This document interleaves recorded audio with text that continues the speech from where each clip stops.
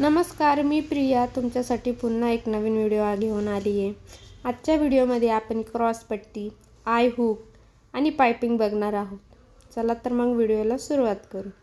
तर इथे मी पहिले दोन्ही पट्ट्या समोरासमोर ठेवून घेतल्या आहे, कारण की बऱ्याचदा काय होतं, आपण गडबडीमध्ये शिवायला जातो पण दोन्ही एकाच साईडच्या होतात। चला, कपडा जर चांगला असेल तर आपण ते उसवू पण शकतो, पण हलका जर कपडा असेल तर त्यामध्ये कपड्याची बी खराब होतो आणि त्यामुळे छान दिसत नाही, फिनिशिंग छान दिसत नाही ब्लाउज। त्यामुळे कधीही दोन्ही पार्ट आपण जर शिवत असो तर ते नेहमी कोणतेही असू दे, कटोरी असू द्या, साईड पार्ट असू द्या, तर समोरासमोर पहिले ठेवून घ्यायचं आहे आणि मगच स्टिच करायचे। तर इथे मी क्रॉस पट्टी ठेवून घेतली आणि स्टिच करून घेतली आहे। एक्स्ट्राचा जो कपडा आहे तो लगेच कट करून टाकायचा आहे, जेणेकरून नंतर काही प्रॉब्लेम होत नाही। आणि यावेळेस आपण क्रॉस पट्टीची एकच पद्धत बघितली आहे। जर तुम्हाला पाहिजे असेल तर मी दुसरी पद्धतसुद्धा नक्कीच सांगण्याचा प्रयत्न करेन। इथे जी आपली मोठी साईड असते ती आपण कटोरीच्या साईडनी ठेवून स्टिच करणार आहोत। कुठेही कपडा ओढायचा नाही आहे, सावकाश पद्धतीने स्टिच करायचं आहे। बघू शकता, छान अशी फिनिशिंग येते। त्यानंतर वरचा जो शोल्डरपासूनचा कपडा राऊंड करत मध्ये आपण जी लास्टची आपली क्रॉस पट्टी आहे त्याला स्टिच करून घ्यायचं आहे। ही आहे एक पद्धत। दुसरी पद्धतमध्ये आपण डायरेक्टली जॉईंट करतो। या पद्धतीमध्ये आपली क्रॉस पट्टीची जी शिवण्याची जी पट्टी असते ती आतमध्ये अंडरग्राऊंड चालल्या जाते, त्यामुळे अजूनच छान फिनिशिंग येते। या पद्धतीने आपण ते काढून घेतो। तर इथे कपडा जरा फुगीर आहे, त्यामुळे मी खालच्या साईडने एक टीप देत आहे। शक्यतो ही टीप द्यायची गरज नसते, पण इथे कपडा फुगीर असल्यामुळे मी टीप देत आहे। बघू शकता किती छान अशी फिनिशिंग आली आहे।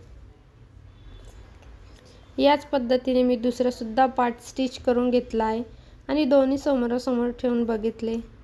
एकदम छान अशी आलेली आहे फिनिशिंग दोन्ही यांची।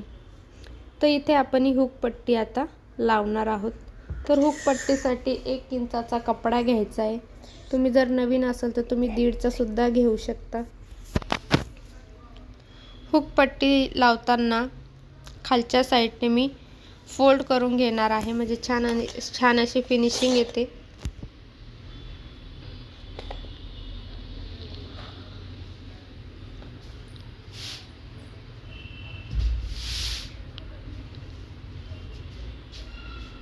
तुमचं पण असंच होतं का? आपण कामाच्या गडबडीत असतो तेव्हाच दोरा तुटतो? माझं तो खूपदा होत असतं असं। या पद्धतीने मी स्टिच करून घेतला। कपडा फोल्ड करून परत आपल्याला दाबटीप द्यायची आहे। या ठिकाणी दाबटीप खूप गरजेची आहे, त्याने छान अशी फिनिशिंग येते। आणि फिनिशिंग जर आपली खराब आली तर ब्लाऊजसुद्धा छान दिसत नाही। आणि यामध्ये मी पूर्ण जेवढा सुद्धा कपडा आहे आपला अस्तरचा, आपण ही हुक पट्टीला जो घेतलेला आहे तो पूर्णतः आतमध्ये फोल्ड करून घेतला। आणि इथे पण मी आता साईडला अशी स्टिच मारणार आहे, शिवून घेणार आहे।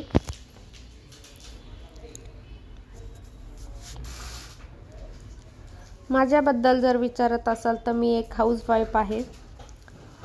एक मला 5 वर्षाचा मुलगा आहे आणि मी घरूनच माझं हे शिवणकाम करत असते, कारण की मुलांमुळे जॉब करण्यासाठी आपण बाहेर जाऊ शकत नाही। घरी दिवसभर करणार काय? घरी दिवसभर एकटीला बोर होतं, त्यामुळे मी स्वतःच चालू केला आहे छोटासा बिझनेस घरगुती। आता इथे मी हुक पट्टी लावत आहे। तो हुक पट्टीसाठी कपडा थोडा मोठा घ्यायचा आणि ती खालच्या साईडनी लावून घ्यायची। हुक पट्टीसाठी आपण पूर्ण कपडा आतमध्ये फोल्ड करत नाही, त्यामुळे आपलं हुक पट्टी ही आपण मोठी घेत असतो। इथे जो एक्स्ट्राचा कपडा आहे तो लगेच मी कट करून घेतला आहे। तर बघू शकता, मी इथे जिथे आपला ब्लाऊजचा कपडा आहे तिथपर्यंत ठेवून एक फोल्ड मारला आहे। पूर्णतः कपडा मी वरती आणलेला नाही आहे। कोणत्याही ब्लाऊजला हुक आणि आयपट्टी याच पद्धतीने लावली जाते, यामध्ये कुठेही काही चेंजेस नसतात। बघू शकतात छान अशी आलेली आहे, दोन्ही पार्ट छान असे दिसत आहे। इथे मी लगेच गळा मोजून घेते, जर आपला गळा छोटा असेल तर आपण लगेच वाढवून घेऊ शकतो। इथे मी आता पाइपिंग करणार आहे, पाइपिंगसाठी मी 2 पट्ट्या काढून घेत आहे।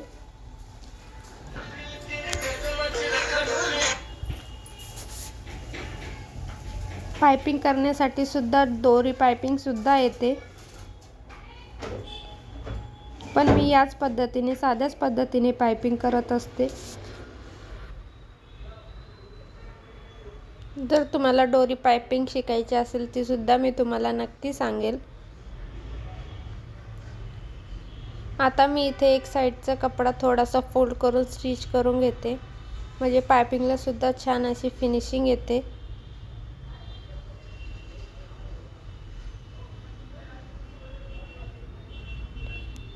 ब्लाउज मधील पाइपिंग हा खूप मेन भाग आहे, कारण की पाइपिंग जर व्यवस्थित असेल तर ब्लाउज सुद्धा दिसायला छान दिसतं। त्यामुळे पाइपिंग करताना कुठेही घाई किंवा गडबड करायची नाहीये, म्हणजे छान अशी पाइपिंग येते। आणि जर नवीन शिकत असाल तर खूप प्रॅक्टिस लागते पाइपिंगसाठी, पण अवघड असं काही नसतं। आपण जर प्रॅक्टिस केली, रेग्युलर आपण ट्राय करत राहिलं तर नक्कीच आपल्याला जमेल। इथे आता छोटे छोटे कट्स मारायचे आहेत, पण कट्स मारताना सावकाश पद्धतीने मारायचे आहे। ब्लाउजचा जो आपला कपडा आहे तो कट नाही झाला पाहिजे। आणि अशा पद्धतीने आपण कपडा आतमध्ये फोल्ड करत पाइपिंग करणार आहोत। मी पाइपिंगसाठी एक स्पेशल नक्की व्हिडिओ टाकेन।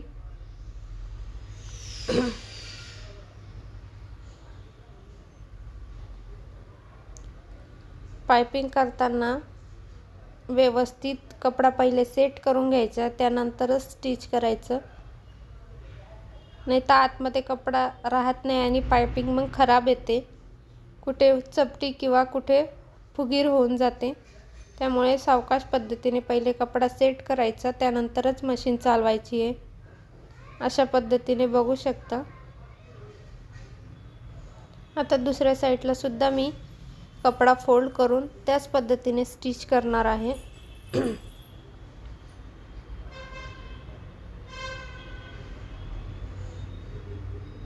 जर तुम्ही माझ्या चॅनलवर नवीन असाल तर व्हिडिओला नक्की लाईक आणि चॅनलला सबस्क्राईब नक्की करा। अशाच प्रकारे मी तुमच्यासाठी नवीन नवीन व्हिडिओ घेऊन येणार आहे। आता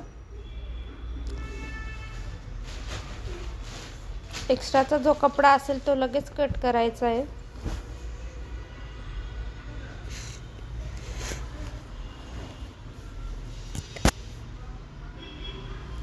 या पद्धतीने आपण परत फोल्ड करून व्यवस्थित सेट करून घ्यायचा पहिले कपडे, आणि मगच मशीन चालवायची आहे, म्हणजे छान अशी फिनिशिंग येते।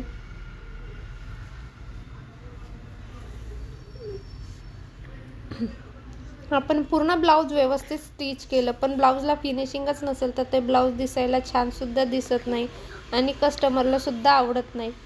त्यामुळे जेवढी आपली फिटिंग ब्लाउजसाठी मॅटर करते, तेवढेच फिनिशिंग सुद्धा मॅटर करते। त्यामुळे शिवताना कधीच घाई करायची नाही।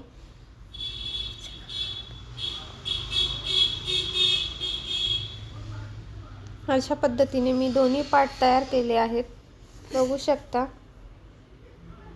एक्स्ट्राचे दोरे असतील ती लगेच कट करून घ्यायचे।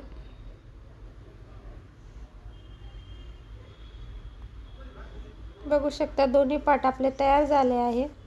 व्हिडिओ बघितल्याबद्दल थँक यू।